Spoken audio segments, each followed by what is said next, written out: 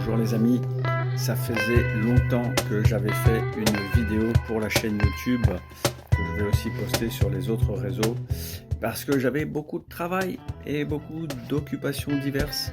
Et aujourd'hui cette vidéo c'est sur les crises d'angoisse. Alors maintenant vous savez, avec les formats vidéo des réseaux sociaux, les gens qui font les vidéos parlent très vite, balancent leur information très vite et ça active le mental. Donc dans cette vidéo, je vais prendre mon temps. Si vous ne supportez pas, si ça vous énerve que ça aille trop lentement, c'est que cette vidéo est pour vous. Ha ha ha. Et oui, parce que ça veut dire que votre mental en veut toujours plus et toujours plus vite. Et vous allez voir que ça, c'est un des facteurs qui va créer les crises d'angoisse. Donc je vous parle des crises d'angoisse parce que j'ai des très bons résultats avec les personnes qui viennent me consulter sur ce phénomène de crise d'angoisse qui est de plus en plus commun, surtout chez les jeunes. Ok, alors petite mention légale les amis, je ne suis pas médecin, je ne suis pas psychologue ni psychiatre, donc je ne fais pas de diagnostic. Vous n'arrêtez pas vos traitements, vous demandez conseil à votre pharmacien, à votre médecin, vous consultez votre médecin, si c'est déjà fait, vous le reconsultez, et puis vous écoutez cette vidéo. Ce n'est que mon expérience avec mes patients, avec les personnes qui m'ont consulté et que j'ai accompagné avec succès. Et vous en ferez ce que vous voudrez. Un lien en dessous pour prendre rendez-vous pour des séances individuelles sur ce sujet ou sur un autre. Ok, on commence donc sur ces crises d'angoisse.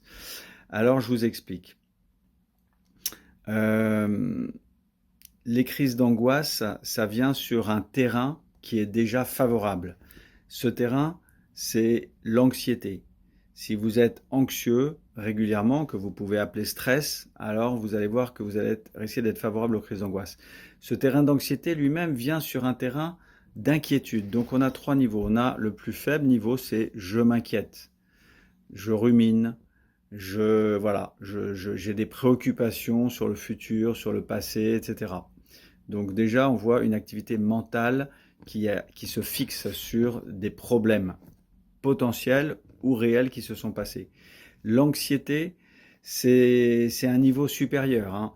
Anxiété, anxieux, c'est vraiment, j'imagine, des problématiques, des catastrophes.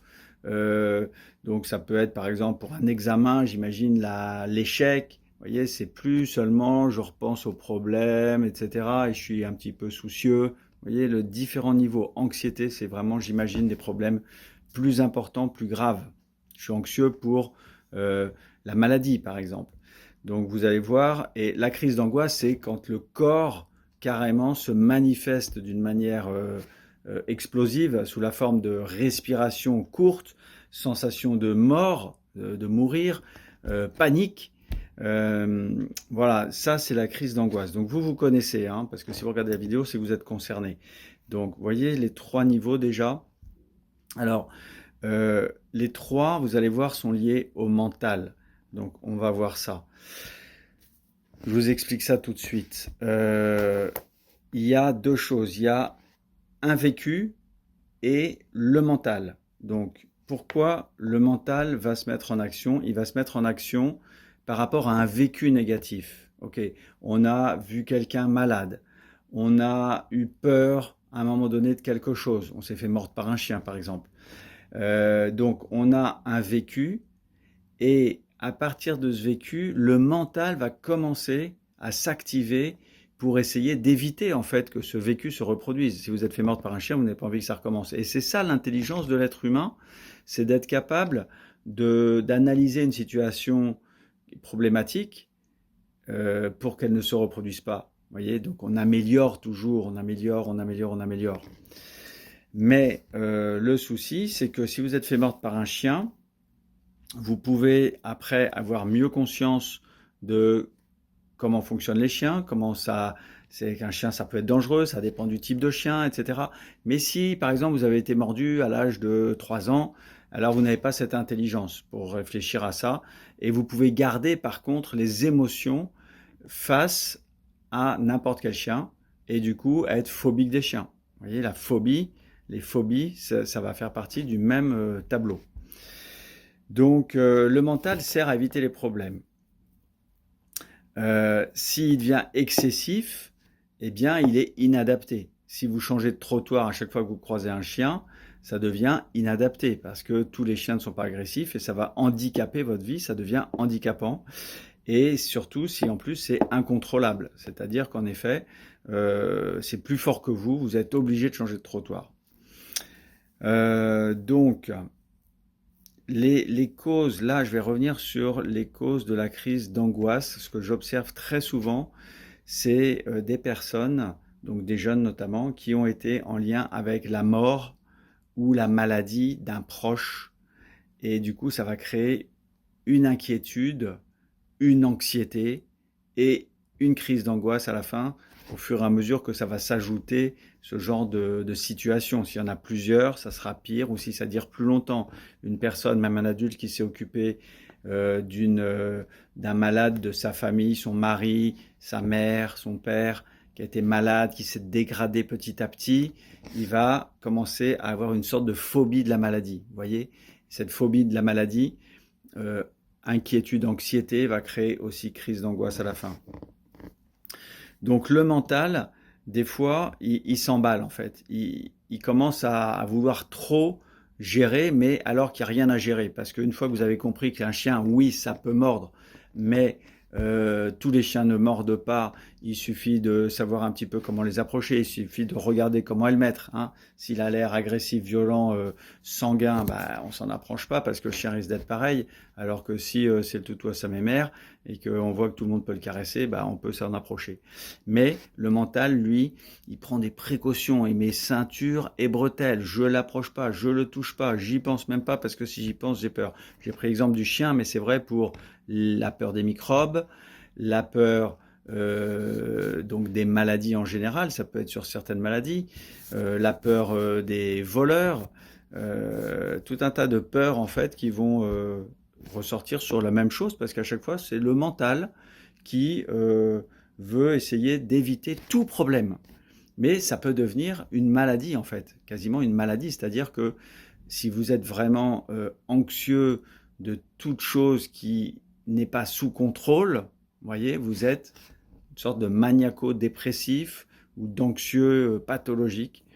Et ça peut être très handicapant. Et avant d'être handicapant, de toute manière, c'est une perte d'énergie et c'est une sensation vraiment éprouvante. On va voir 3 méthodes dans cette vidéo. 3 méthodes et un exercice. Donc je suis Jérôme Huvet, je suis thérapeute holistique parce que j'ai dit ce que je n'étais pas, mais j'ai pas dit ce que j'étais. Bon, donc je suis kinésithérapeute de formation, ça fait 30 ans que j'exerce en Normandie et comme kiné, et je me suis formé à la sophrologie, je me suis formé à l'homéopathie, je me suis formé à des méthodes énergétiques et petit à petit ces outils-là me permettent de faire une approche globale de l'être, donc on appelle thérapie holistique, ça veut dire globale, qui prend en compte le physique, le psychologique, l'existentiel et le spirituel. Et oui, et oui. Donc, sachez que 99% de votre stress, selon mes propres statistiques non scientifiques, vient de votre mental.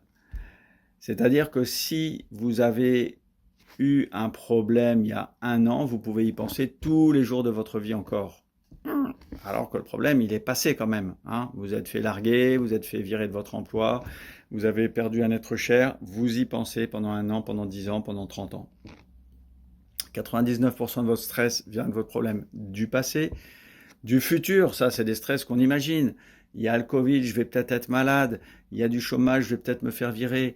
Il y a la guerre, on va peut-être prendre une bombe. Tout ça, c'est du fictif, les amis. C'est des pensées. C'est basé sur la recherche de contrôle du mental. Ok. Donc on voit que notre ennemi et notre problématique, c'est un mental trop actif, à qui on a laissé la bride sur le cou, qui prend le mord aux dents pour la crise d'angoisse carrément.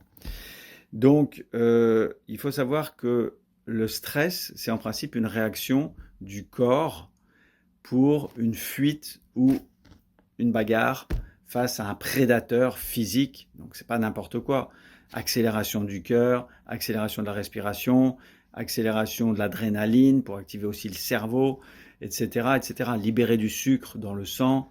Bon, tout ça, c'est la réaction physiologique de vos organes, de vos cellules, pour fuir ou attaquer. Sauf que maintenant, votre stress ne vient plus d'un prédateur. Vous n'avez pas de raison de fuir ou d'attaquer si vous ouvrez le journal et qu'on vous dit qu'il y a la guerre par-ci, qu'il y a eu un meurtre à Marseille ou à Rouen. Ok? Donc, la réaction du stress aujourd'hui est inadaptée.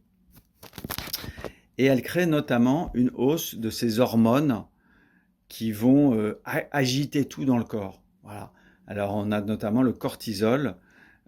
Et si vous agitez tout le temps les hormones, vous faites monter, vous avez déjà un taux énorme et que le cerveau, il continue de s'emballer, blam, il y a un moment donné, le corps va faire disjoncter, c'est-à-dire crise d'angoisse. Là, ça pète un câble, ça pète un fusible, trop d'hormones du stress dans le corps.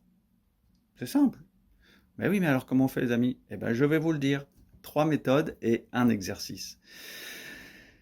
Donc, déjà, avant même de vous parler des 3 méthodes qui sont très efficaces et que j'utilise et que donc je mets à votre disposition dans les séances avec des résultats, regardez les témoignages, j'ai vraiment des très bons résultats, les patients ont des résultats, c'est à la grâce de Dieu, les amis. Okay. Vous avez compris que toute méthode qui va vous permettre de contrôler l'hyperactivité mentale est favorable. Tout ce qui va favoriser l'hyperactivité mentale est défavorable. Okay. Maintenant, on a parlé du vécu, il y a des expériences qui sont inconscientes. On ne se souvient plus de ce qu'on a vécu qui nous a stressé, parce que ça peut être le quotidien de notre maman qui était anxieuse. Qu'est-ce que vous voulez? Voilà, vous pouvez vous en rendre compte, mais en fait, ça s'est imprégné en vous. Donc, il va falloir nettoyer ça. Et c'est là que les outils et les méthodes que je vais vous proposer sont puissantes et efficaces. Mais sinon, tout exercice que vous ferez, et vous en avez des tas de méthodes, aujourd'hui c'est à la mode et ça fonctionne, et je vous en donnerai une, ça sera l'exercice à faire, qui vous permettent de réapprendre à équilibrer entre mental et pas de mental. Parce que c'est un équilibre qu'on devrait avoir dans une journée, du mental pour régler des problèmes, pas de mental le reste du temps. Et ne pas donner au mental des choses qui ne sont pas vraiment des problèmes. Quand vous avez perdu un être cher, le mental ne pourra pas trouver de solution, les amis. Donc, il n'y a pas de problème. Donc, s'il n'y a pas de problème, c'est pas la peine qu'il s'en occupe. Mais lui, il s'en occupe. Ok. Donc, pensez à vous abonner à la chaîne tout de suite, parce qu'après, vous n'y penserez plus. Il y a beaucoup d'autres vidéos sympas. Vous pouvez me retrouver aussi sur Facebook, sur mon compte Jérôme Huvet, thérapeute. Et sur TikTok, Jérôme Huvet, thérapeute holistique. Voilà. Première méthode, celle qui est la plus simple à transmettre pour mes séances, par exemple, en visio que je propose. Séance d'1 heure en visio.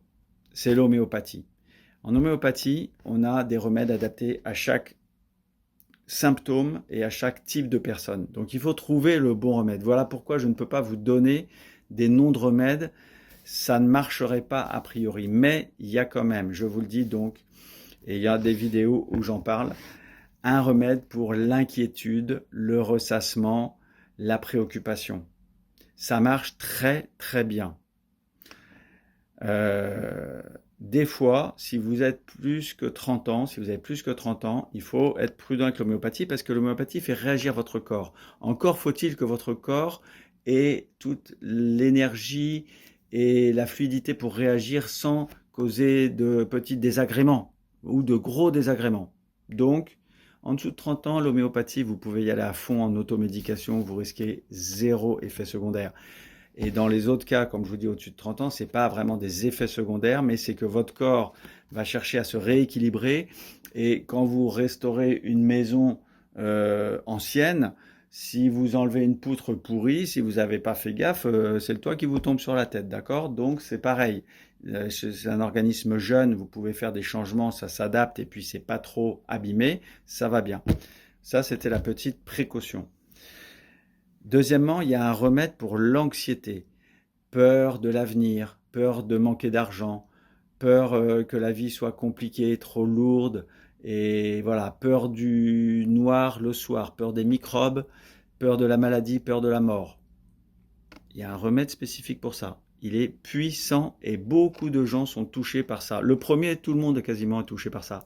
Le deuxième, beaucoup de gens sont touchés par ça. Et le troisième, moins de gens. Mais en principe, c'est vous qui regardez la vidéo parce que c'est l'angoisse.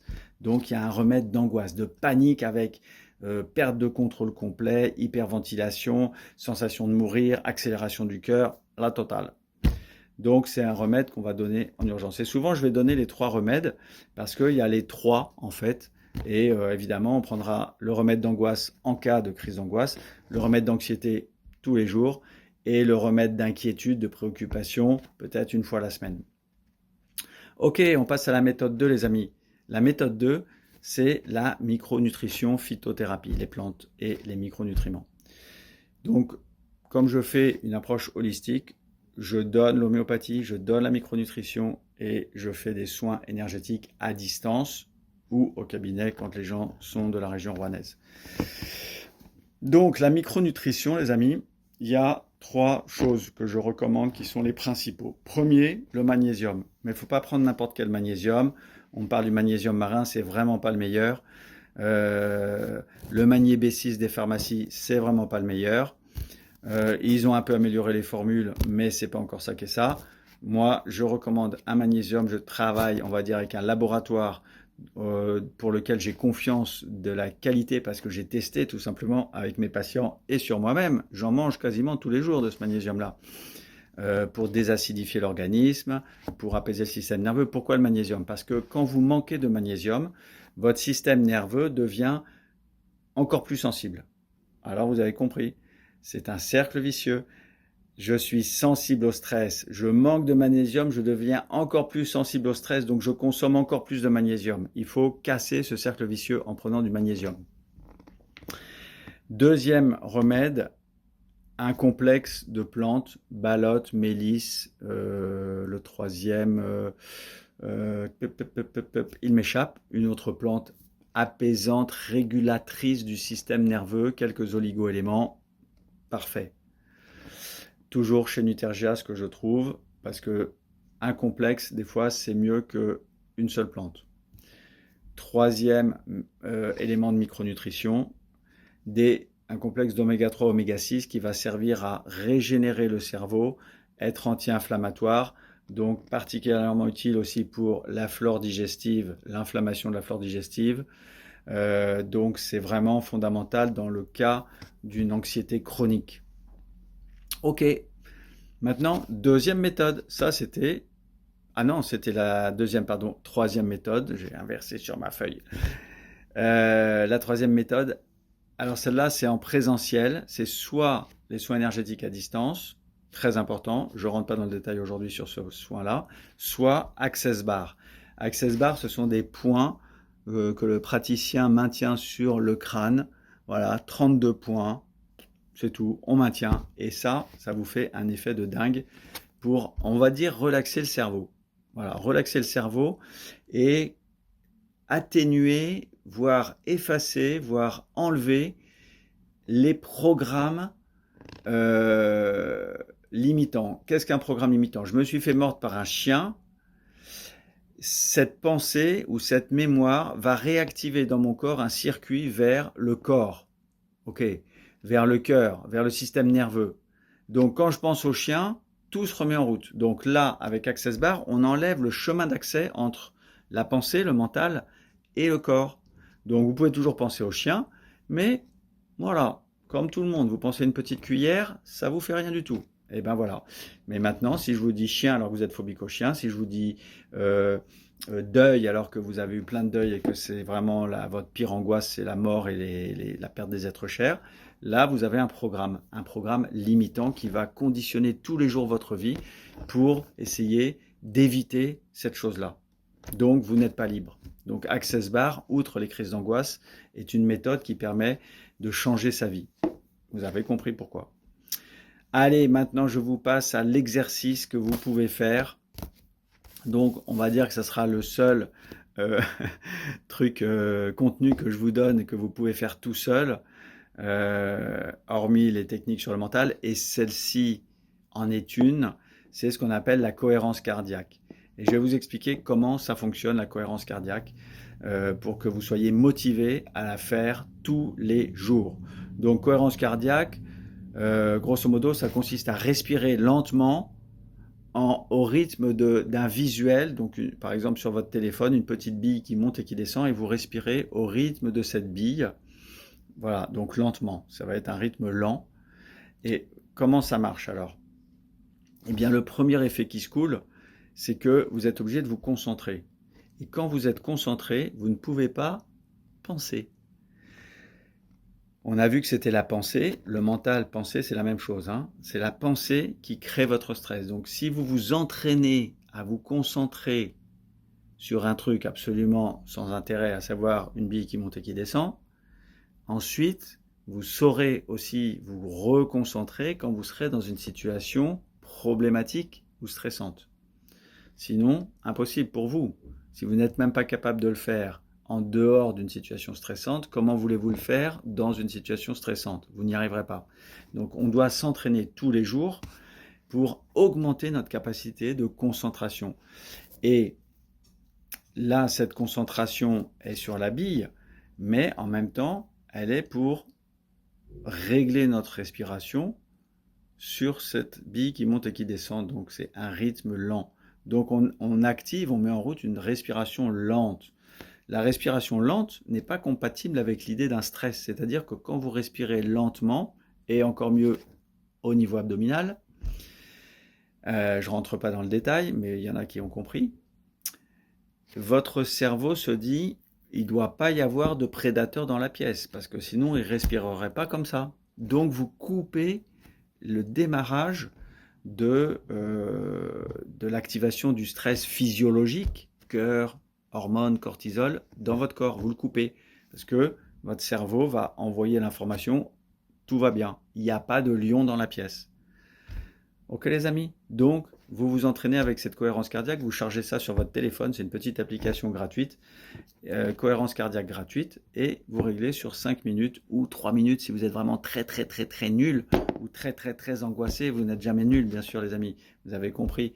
Et vous allez essayer d'augmenter la durée parce que vous pouvez régler pour monter un peu plus. Et vous faites ça vraiment tous les jours, 2 fois par jour, matin et soir. C'est le B.A.B.A. C'est apprendre à marcher avant même de savoir courir, ou B.A.B.A. avant de savoir lire une ligne, un roman ou une encyclopédie. Vous comprenez, vraiment c'est très fondamental, mais c'est vraiment la base de la base. Après, si vous venez en stage, on fait beaucoup plus, on va beaucoup plus loin, on s'entraîne beaucoup plus, et c'est youpi!